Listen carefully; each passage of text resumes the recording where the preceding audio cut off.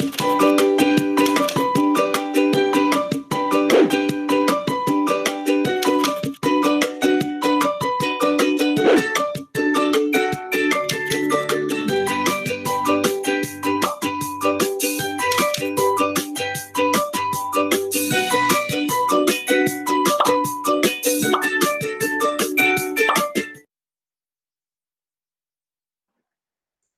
day, everyone. Welcome again to my class. I am Mrs. Jonalyn M. Obordo, your physical education and health 3 teacher. Yahoo! Yay! We are now on our third week. Kumusta kayong lahat? I hope that you are all feeling good. And we are all enjoying our virtual class, although this is not the usual na nakasanayan natin. I'm glad that we are still here, malalakas, walang mga sakit. And that is the thing na dapat natin ipinagpapasalamat sa Panginoon. We are done with our virtual class routine earlier. And I also gave you some announcement na talaga namang updated sa ating pong official private group, the class of Mrs. Jonalyn M. Obordo. Okay? Please bring out your module, Health Optimizing Physical Education 3, so as to be guided with our discussion for this session. I'm giving you 1 minute to bring out and prepare your module. Kumusta kayong lahat, my dear students? And also, please bring out your yellow paper. Okay? That yellow paper is in your learning kit, and also syempre, kailangan din natin ng ballpen because we have so many activities to do on this session. Okay, I'm excited. Let's start this. Okay, for week number 3, our lesson will focus on sets, fit, goals. Okay, so we have this one lesson objective for this session, my dear students. And this is sets, fit, goals based on training principles to achieve and or maintain HRF, or also known as health-related fitness. Now, my dear students, I know and I believe that you are now done recording the results of your physical fitness test. That was our activity, a synchronous activity during week number 2. That was only last week, okay?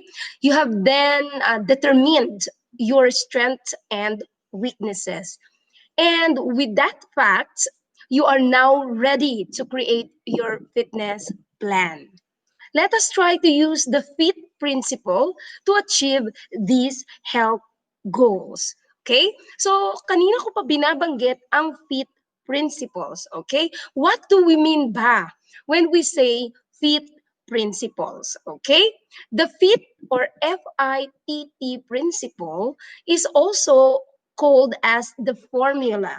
So it's not only a principle, but it is also a formula, which is a great way of monitoring your exercise program.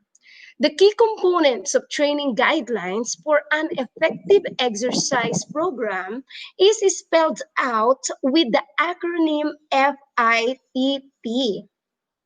The FIT principles are an exercise prescription. Di ba tayo, nakakakuha tayo ng prescription sa ating mga doctors kung tayo ay nagpapakonsult.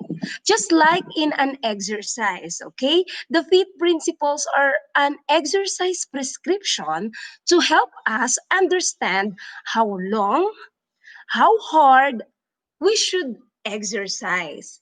So, let us get to know them one by one. Let us first start with letter F. F stands for frequency. Frequency refers to the repetition of exercise undertaken on how often you exercise. So, my dear student, whenever you encounter the word frequency or the terminology frequency on the prescription of your exercise, Okay, what we are highlighting here is how often you do the exercise. Is it 3 times a week? Is it 4 times a week or 5 times a week? So that is an example of frequency. Now, let's go to the next word, the letter I. I stands for intensity. Intensity refers to the amount of energy the exercise required or how hard you exercise. So the term or the highlighted word that we should remember is how hard you exercise. The examples of this are, is it light, moderate, or vigorously intense exercise? So again, it's up to you. It's up to your plan. It's up to your goals. Which of those examples will you try? The next one is the letter T. T stands for time. It refers to the number of minutes or hours you spend exercising or how long you exercise. Here, you will remember how long you exercise. Unlike to the term frequency, which is how often you exercise in a week, in time, it is all about how long you exercise. Here, you will compute the number of minutes or hours you spend exercising. For example, 30 minutes of jogging, 15 minutes of walking, and so on. And the last T for the FIT formula is the type. It refers to the type of exercise undertaken or what kind of exercise you do. Here, you have to be specific. You have to know what kind of exercise you will do. For example, is it swimming? Is it brisk walking? Is it dancing? Continue.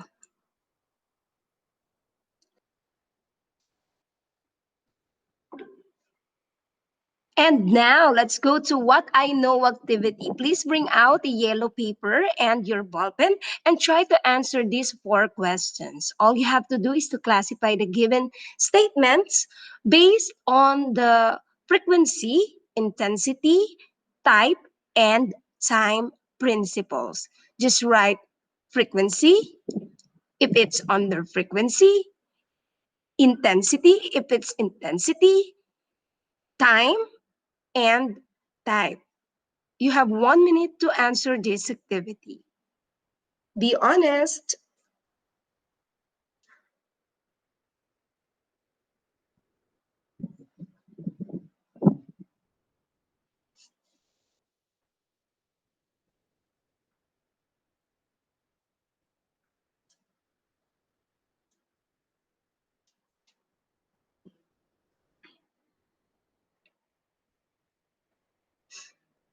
Last 30 seconds. No need for you to copy the statements.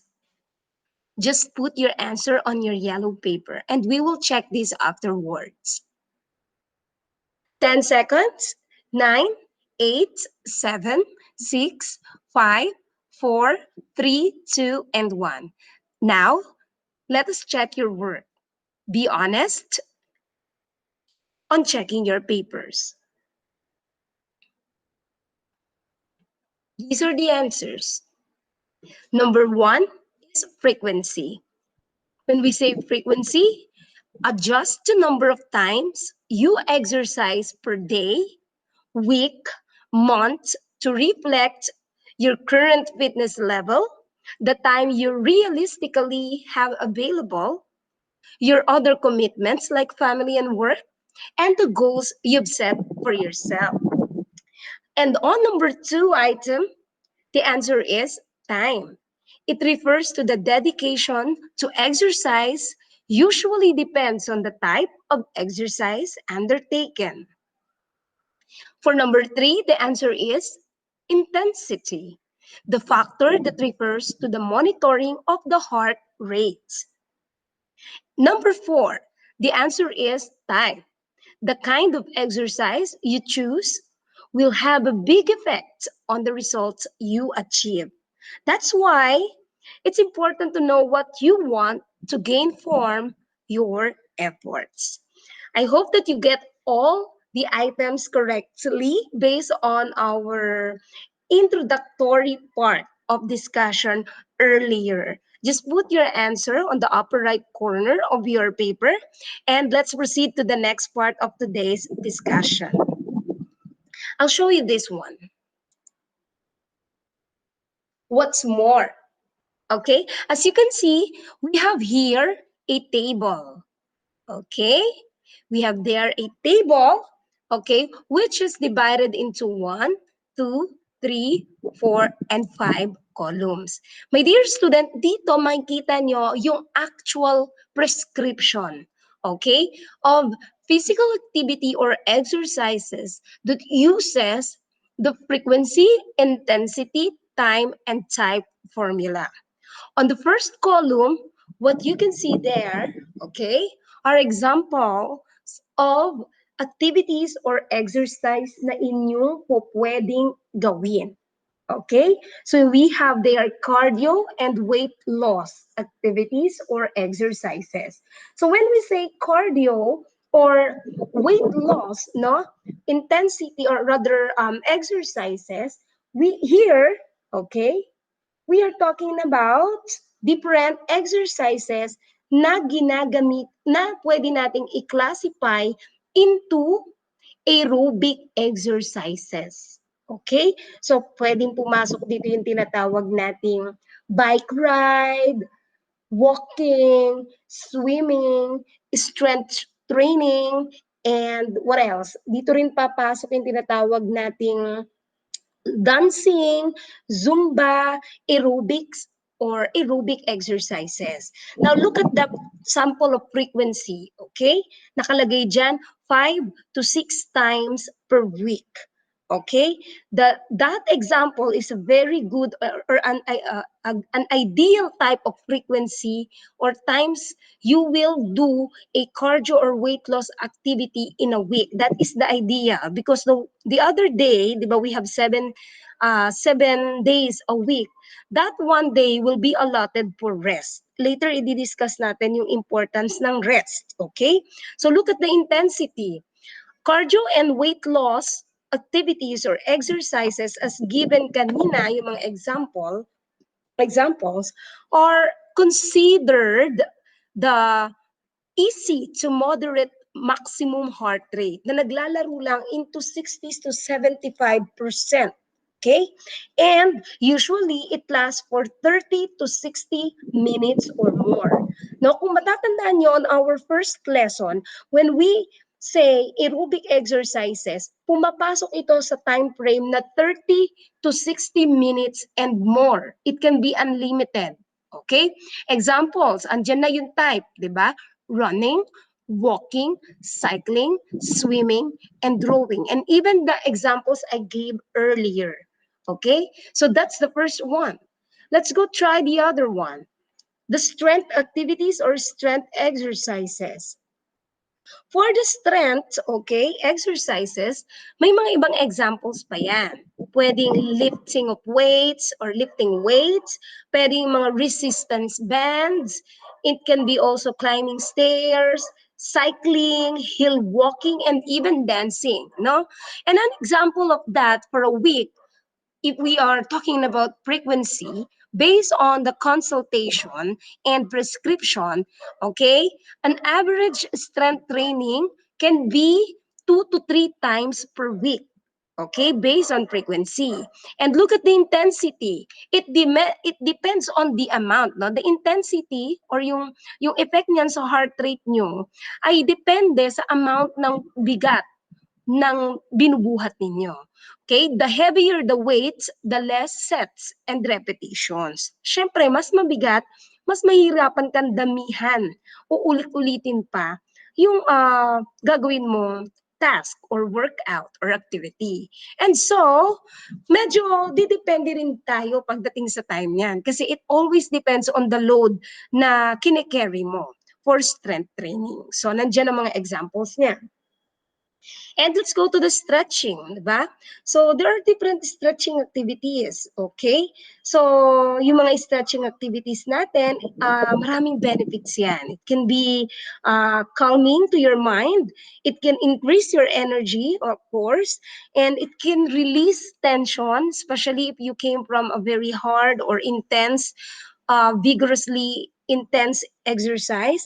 And stretching is not a warm-up activity, okay? Let us clarify that, no? But when we say stretching, it's more of improving your flexibility. And stretching is also considered an exercise, no? Now, if we will do stretching, it's good to do this 5 to 7 times per week. So kahit araw-araw mo siyang gawin because it will not harm you since the intensity level of stretching is only slow and easy and relaxing as well. Now, for the time frame, we can have stretching for 15 to 60 minutes, diba? We can hold each stretch for 40 to 60 seconds, diba? Minsan mas nai-stretch pa tayo, mas masarap yung after effect or after feeling pagkatapos nating i-stretch ang ating mga katawan. So there are different type of stretching and those are given here on the last column. Now, ang dami kong nabanggit kanina. I mentioned load, nabanggit ko rin yung repetition and rest, okay? Those are actually what we call the principles of fit or the principles of frequency, intensity, time, and type, okay? Principles of fit are very important for us to create our fit goals. If we will not learn the fit principles, we cannot have an effective fit goals. Okay? Kailangan meron tayong background bago natin maintindihan kung ano yung ilalagay natin or i-design nating fit plan. So there are 6 fit principles na isi-share ko sa inyo. And I want you, using your yellow paper, may I ask you, my dear students, to write the important details that I'm going to share on this video. So, let's start.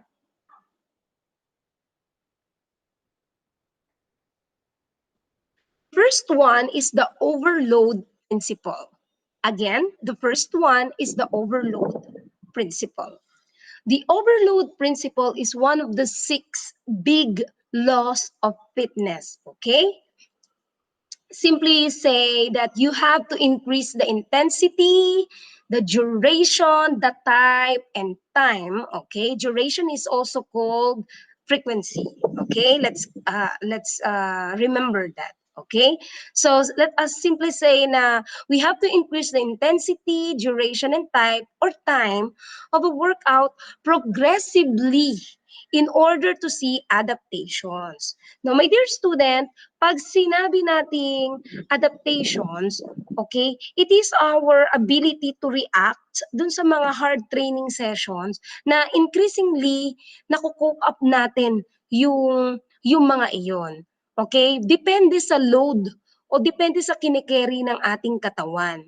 So, yung load, ito yung iba't ibang exercises na ginagawa natin o nilalagay o pinapapasan natin sa ating katawan. It can be with the use of exercise equipments or without the use of exercise equipments. Kahit yung simpleng skill na gagawin lang natin, that is considered a load. Okay? Now, punta tayo rito sa definition. In order for the muscle and even our heart to increase strength para lumakas ang ating katawan, okay? It must be gradually stressed by working against the load o yung mga kinikerry nating mga iba't ibang pwedeng it can be things or gym equipments, it can be mga lifting ng iba't ibang mga weights, or it can be the skill na ginagawa natin, no? Kailangan gradually stressed. Okay? Pag sinabi natin gradually, ito ay may kinalaman sa tinatawag nating susunod na principle na kung tawagin ay progressive principle. Okay? Mamaya, ibabalik ko kayo dito kay progressive principle, ha? Kasi, kapag sinabi nating overload principle, kailangan po, unti-unti, by progression, nakaka-adapt tayo sa kung ano yung kinikerry o ginagawa ng ating katawan. For example, on the picture, number 1, increase distance by going on longer runs. Diba? If you want to run long, syempre, kailangan first and foremost, mag-design ka ng training plan or workout plan or activity plan na mas mahaba sa usual na tinatakbo mo. Okay? Now, after having longer runs, okay, in terms of distance, this time, magkakaroon ka naman ng increase of intensity. Why and how? By incorporating interval training. So kung dati tumatakbo ka lang ng 30 minutes, okay? So 1 kilometer na run mo, now you can increase that by shortening the time, okay? You can increase the intensity by shortening the time from 30 minutes, yung 1 kilometer mo gagawin mo 1.5 kilometer. Okay? Pero maa-achieve mo pa rin yung 30 minutes na time. Okay? Imagine what will be the effect of that to your heart rate. Di ba mas mabilis? Di ba mas habol na habol ang hininga? At hindi ba mas mapapagod ka? So that's overload principle. Now, increasing also your speed at max pace for longer. Okay? Now, another example is halimbawa, you do simple squat. Di ba? For example, you will do 5 sets of squat per 1 week, and then moving to squatting a slightly heavier load for 5 sets the next week, and progressively increasing the loads each of the following week. So again, when we say overload principle, okay, gradually dinadagdagan natin ang kinikeri ng ating katawan. Okay? And speaking of that, it is related to the next principle, the progressive principle, meaning the body adapts to the initial overload. O, kanina diniscuss natin si overload, di ba? I told you that it is related to the next principle, di ba? Okay? It means the body adapts to the initial overload. The overload must be adjusted and increased gradually. Look at the image here. Here is the load. Again, when I say load, hindi ito yung niloload natin sa ating mga cellular phones, okay?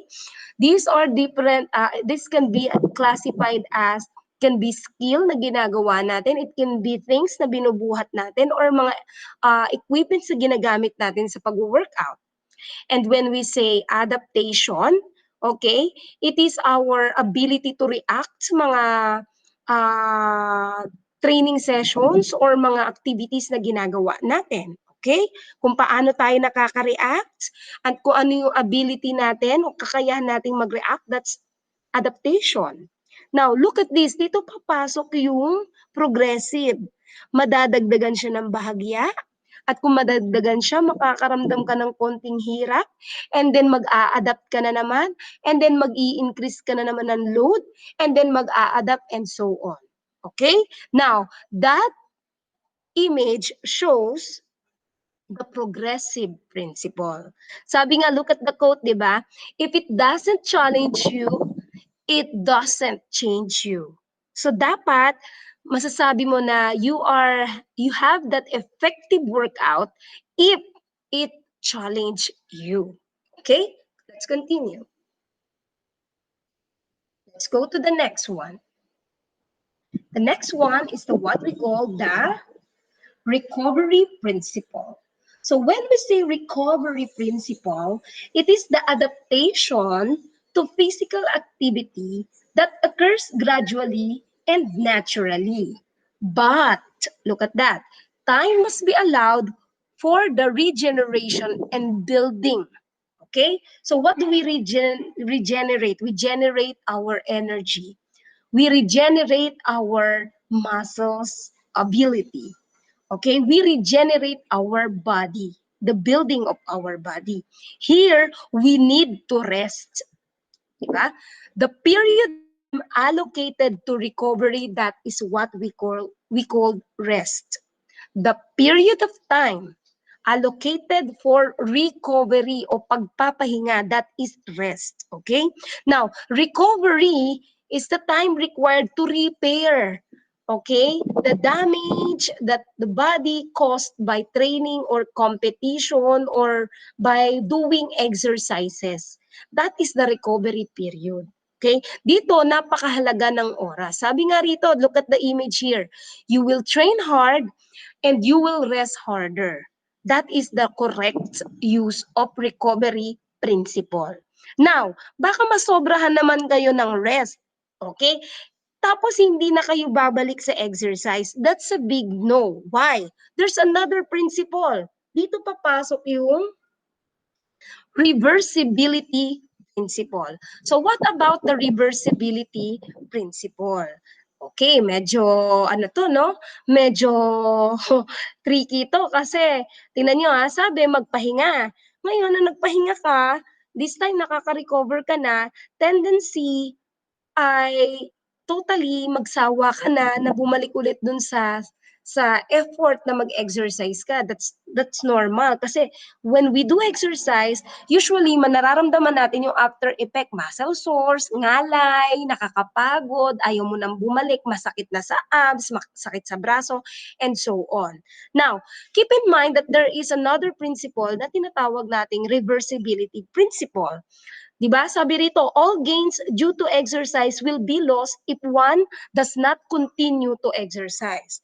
Now, kapag hindi ka nag-continue sa exercise, what will happen to you? Okay? Please keep in mind that fitness cannot be stored to the future. No? Hindi porket nag-exercise ka ngayon, ngayong isang buong linggo, kahit 2 linggo ka mag-exercise, hindi yan katulad ng barya na inipon mo sa alkansya na after 2 weeks nandun pa rin. No. It will be gone, 'di ba? You cannot store fitness. Okay?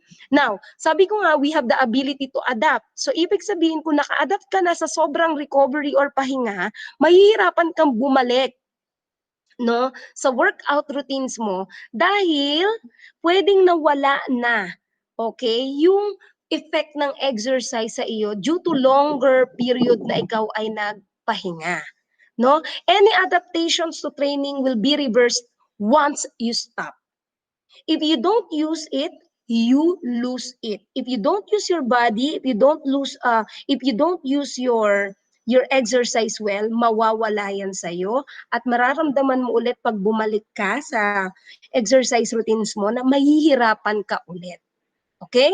Now, mostly yung mga aerobic adaptations are mas madaling bumalik. Okay? So, aerobic adaptations reverse quicker than anaerobic adaptations.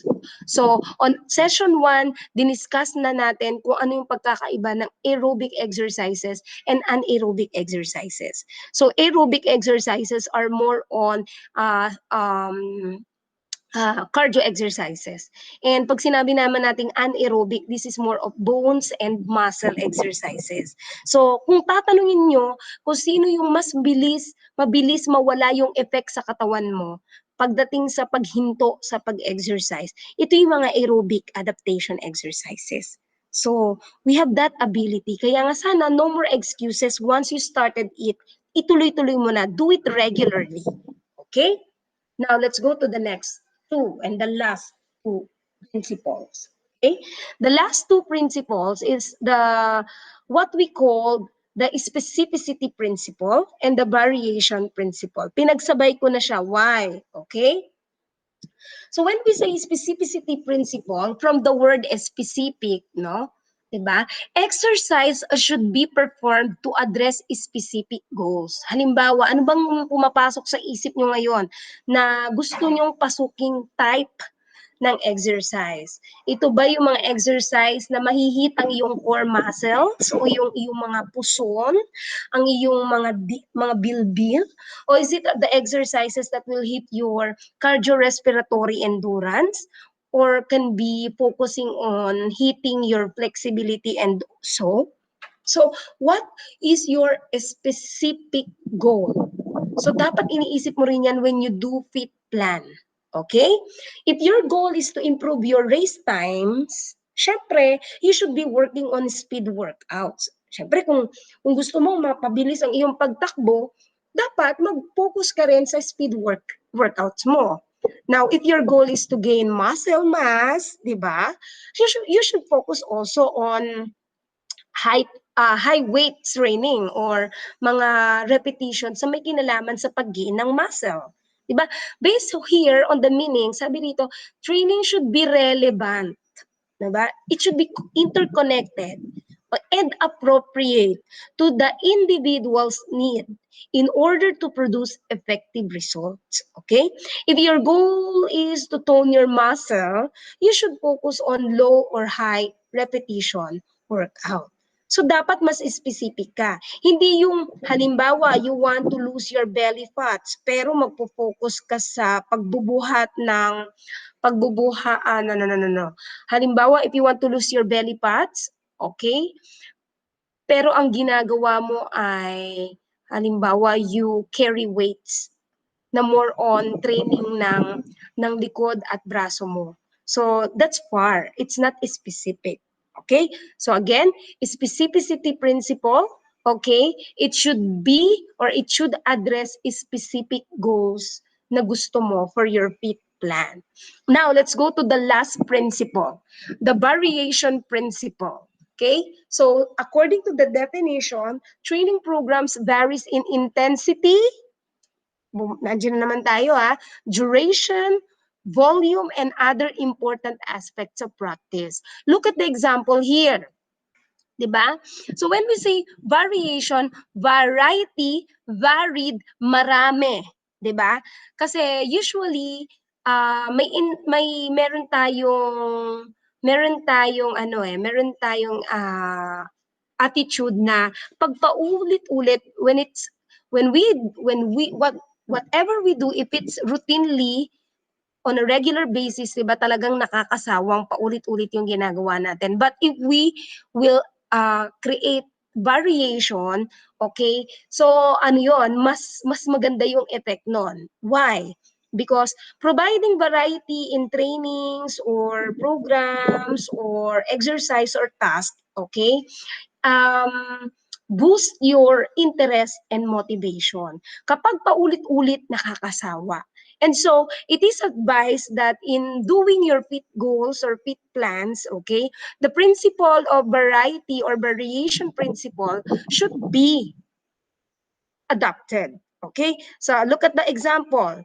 Ang exercise niya ay squat. May narrow squat, may sumo squat, may narrow squat with back kick, may back squat with side leg lifts, and may mga basic squat lang. Okay, so try to make your exercises a little exciting by adding up some variations. Okay, so yun ang mga halimbawa natin siya. Now, I know that you are all challenged and excited now to go on. And paano ba itong mga ito ay naka-connect no, sa ating gagawing dance activities? Okay? Eto na nga, i-introduce ko na kayo. Okay? Sa next activity natin. And this is what can I do? Okay? So, what can you do, my dear students? Okay? Simple. You have there the table, okay, that shows 1, 2, 3, 4, 5, 6, and 7. Okay, so sasayaw na tayo. Tayong lahat ay magda-dance na. But we will do this on an organized way. Ayoko nang pakiramdam na kayo ay na-overwhelmed. Ayoko rin na isipin nyo na kayo ay minamadali ko. Let's take this slowly but surely. Okay? On our previous lesson, we discussed the different genre of dance. Okay? I introduced you to folk dance, to modern dance, to dance sports and hip-hop. Lahat yan ay papasukin natin. Now, look at the table. Okay? First, okay, this is inserted in your learning kit. May kopya na po kayo nito. And if happens na wala po kayong kopya ng table na ito sa inyong learning kit, don't worry. I'll be providing you the JPEG copy of this sa atin pong official GC and official private Facebook group. Okay? First, you will write your name, complete name here, your grade and section, and then you'll have the different dance activity. For week 3, we are now on week 3, okay? We will all learn, you will learn the fundamental arm and feet positions and the dance subli, okay? Now, the instructional video of this will be sent to your to our official group chat, okay? Papanoorin nyo po ang activity na ito, okay? You will use that video as your guide. Doon na rin po lahat ng mga explanations regarding this dance, okay? The subli and the fundamental arm and feet position. Nandiyan na rin po yan sa ibibigay kong link sa inyo later, okay? Now, all you have to do is to perform, okay? Those dance, record yourself performing that dance. All the instructions are there sa video na isisend ko po sa inyo. Okay? And after performing the dance, okay, assigned for week number 3, okay, you will answer the following. So based on your experience performing the fundamental arm and feet positions and the dance subli, okay, you will answer what type of energy system, okay, ang evident sa performance nyo na yon. Okay? And you also get your heart rate, okay, your resting heart rate, and your after activity heart rate. Diba? There are different ways on getting your heart rate. Okay, the beats per minute, it can be by carotid or radial. Okay, maraming paraan dyan. Na-discuss na natin yan, PE1 pa lang. Also, you will get to answer and design the frequency. How many times did you do the fundamental arm and feet positions and the dance subli on that week, on this week, week number 3? Okay? Kayo lang po ang makakapag-design yan. Kayo lang po ang makakasagot niyan. Okay? And you will classify your performance based on the following intensity. Is it slow, medium, or fast? Okay? Based on your performance, based on your experience, how are you going to classify that performance? Okay? And of course, you will also indicate the time, the number of minutes, okay, na pine-perform nyo yan. And what do you think is the type? Okay, classify these activities, the fundamental arm and feet positions, and the dance subli, okay? Classify them according to, is it cardio, or is it strengthening, or stretching? Okay? Now, the rubrics and all the directions are there on the video that I'm going to send you later during our asynchronous time. Okay? Now, please, wag muna po tayo mag-focus dito sa week 4, 5, and 6 because you can only answer this, okay, as we move on with our lessons, okay? Hindi pa po tayo magmo-modern dance, hindi pa po tayo mag-cha-cha-cha at mag-hip-hop. Focus muna tayo rito, di ba? Progression principle is slowly but surely. Now, why subli? Yung explanation po why subli and what is subli ay nandun na rin po sa asynchronous activity na ibibigay ko sa inyo. And my dear student, after performing all these, okay, siguro by week 7 nyo pa, masasagutan ang activity na ito. Hindi pa po ito ngayon sasagutan, okay?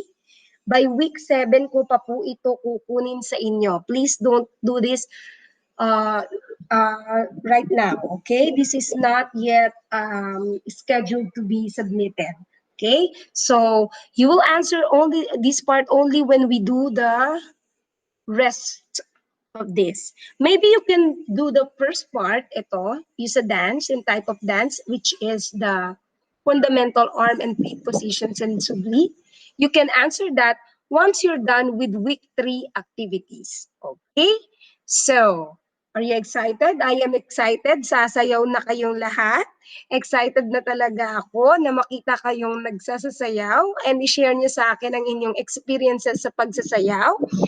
Okay, I'm ready to share to you the link na magagamit natin para sa ating asynchronous part. Ihanda na ang mga katawan because we will now put dance and absorb dance and practice dance, okay, as our exercise and stress reliever. That would be all. See you on our asynchronous part. Let's go.